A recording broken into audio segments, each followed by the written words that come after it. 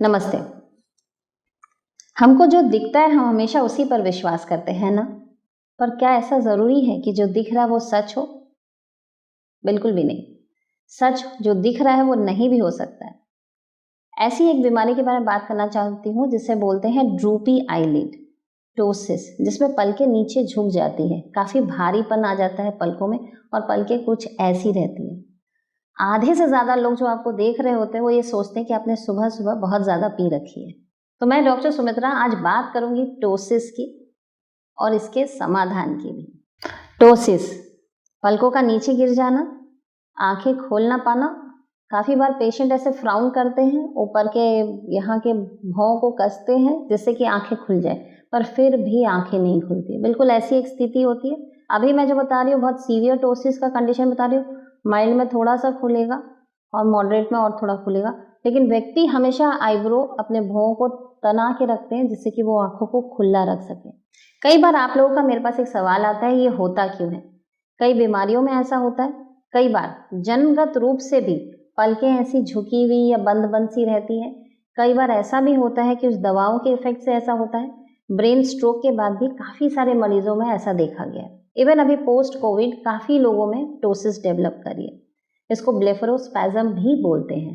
अब आपका एक सवाल ज़रूर हो सकता है, मैडम मुझे ये समस्या है, मेरी पलकें ऐसी झुकी हुई है, तो क्या ज़िंदगी भर लोग ये सोचेंगे कि मैंने काफ़ी पी रखी है? अब आप में से काफ़ी लोगों का ये भी क्वेरी रहता है कि मैडम मैं कोई ऑपरेशन नहीं करना चाहता। काफ़ी ऐसे मरीज़ हैं जिनकी उम्र काफ़ी ज़्यादा है और उनके लिए ऑपरेशन कॉन्ट्रा इंडिकेटेड है, वो ऑपरेशन नहीं करा सकते हैं। तो इन सब केसेस वाले लोग क्या करें? पिछले 2 दशकों से भी अधिक समय से मैंने टोसिस पे काम किया है और मैं मेरे अनुभव से बता सकती हूँ कि टोसिस में क्रच ग्लासेस काफ़ी अच्छा कार्य करता है। टोसिस के समाधान में काफ़ी सारे लोग सर्जरी एक ऑप्शन को मानते हैं। दूसरे कई ऐसे लोग हैं जो टोसिस के चश्मे व्यवहार करते हैं, जैसे कि ये एक है टोसिस का क्रच ग्लास जिसे बोलते हैं। अगर आपको माइल्ड टोसिस है तो ऐसे लेंसेज भी आते हैं जिसको पहनने से आपकी टोसिस थोड़ी करेक्ट हो जाती है, पर मॉडरेट या सीवियर केसेस में कॉन्टैक्ट लेंस से कोई भी फायदा नहीं होता है। अब क्रच ग्लास की बात करूं, ये कॉर्ड काफी फ्लेक्सिबल होता है। पेशेंट को हम लोग सबसे पहले बोलते हैं इस चश्मे को नाक की शुरुआत में रखिए और ये जो कॉर्ड है इससे अपने पलक को टच करें। पहले देखा आपने, टच किया भी मैंने। अब हल्के से इस जगह से इसे पीछे की तरफ पुश करें। अब आप देख पा रहे होंगे कि ये क्रच जब यहाँ लिड को टच कर रहा है और जब आप इसको पीछे पुश करते हैं ये आपकी पलक को ऊपर उठा लेता है, राइट। अब सवाल ये उठता है ये पलक को कितना उठाएगा। ये चीज डिपेंड करता है कि आपने इस क्रच को किस एज पे टच किया है। अगर आप एकदम सामने की तरफ टच करके उठाएंगे तो देखिए आंख ज्यादा खुल रही है। आप थोड़ा पीछे लगा के अगर उठाएंगे तो कम उठ रही है और पीछे लगाएंगे तो और कम उठेगी। तो पलक को आप कितना उठाना चाहते हैं ये डिपेंड करता है क्रच को आप कहाँ टच कर रहे हैं। छोटे बच्चे भी इसको आराम से लगा सकते हैं, स्कूल जा सकते हैं, पढ़ाई कर सकते हैं, सब कुछ कर सकते हैं। आपको देखने में हो सकता है लगता होगा ये हार्ड है, ये बिल्कुल भी हार्ड नहीं है, काफ़ी फ्लेक्सिबल और काफ़ी सॉफ्ट है।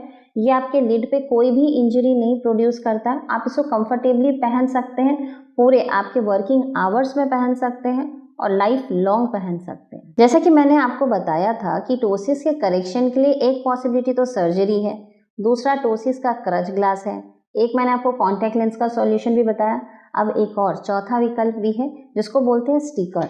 अब ये स्टिकर क्या किया जाता है, इस स्टिकर को निकाला जाता है और ये जो लिड होती है ना पलक पेशेंट की, इस पलक के ऊपर यहाँ पेस्ट कर दिया जाता है और पेस्ट करने के बाद ये एक प्लंजर है, इससे हम लोग उसको प्रेस करते हैं अंदर की तरफ। जब हम लोग उसको प्रेस करते हैं तो वो लिड ऊपर की तरफ उठ जाती है। क्योंकि ये जो टेप है ये कोई साधारण टेप नहीं है, ये आईलिड टेप बोलते हैं इसको। तो जब ये आईलिड पे जब चिपकाया जाता है इसमें दोनों तरफ गम होता है, तो जब आप इसको लगाते हैं और जब आप प्लंजर से इसको प्रेस करते हैं तो ये लिड को ऊपर उठा लेता है। काफ़ी सारे पेशेंट जो मेरे पास आते हैं और ऑनलाइन भी इंक्वायरी करते हैं, जो देश विदेशों से भी आते हैं, जानकारी करते हैं, उनका बोलना है कि वो और भी तरीके के क्रच ग्लासेस देखे हुए हैं। अब मैं आपको एक और तरीके का क्रच ग्लास के बारे में बताना चाहती हूँ। एक जिसमें होता है कि मेटल लगा हुआ होता है और एक होता है जिसमें एक्रिलिक शीट लगी हुई होती है पलक को उठाने के लिए। तो मैं अभी आपको कंपेयर करके दिखाना चाहती हूँ कॉर्ड लगे हुए क्रच ग्लास और दूसरा मेटल रॉड लगी हुई, इन दोनों के बीच में कंपैरिजन दिखाना चाहती हूँ। जैसा कि आप देख पा रहे हैं, ये जो मैंने बताया था जो फ्लेक्सिबल कॉर्ड है, और ये जो आप देख पा रहे हैं दूसरा जो मेटल वेल्डिंग की गई है, अब ये तो बिल्कुल भी फ्लेक्सिबल नहीं और ये बहुत हार्ड होती है ना। अब अगर मान लीजिए कि पेशेंट इसको पहन रहा है, ये पेशेंट का ही चश्मा है, अब जब पेशेंट इसको पहनता है तो ये क्योंकि फ्लेक्सिबल नहीं है और आईलिड के ऊपर काफ़ी हार्ड और हार्श होती है, पेशेंट इस टाइप के चश्मे से एक्चुअली कंफर्टेबल नहीं होता। अब कुछ ऐसे पेशेंट होते हैं जो इस जगह में एक्रिलिक शीट लगवा लेते हैं, एक्रिलिक की छोटी छोटी सी शीट, ट्रांसपेरेंट होती है वो, लेकिन उसको लगाने से जब वो आईलिड को जब टच करता है तो काफ़ी बार यहाँ पे कट बन जाती है। तो कोशिश करें कि मेटल वाली या एक्रिलिक शीट वाली क्रच ग्लासेस का इस्तेमाल ना करें।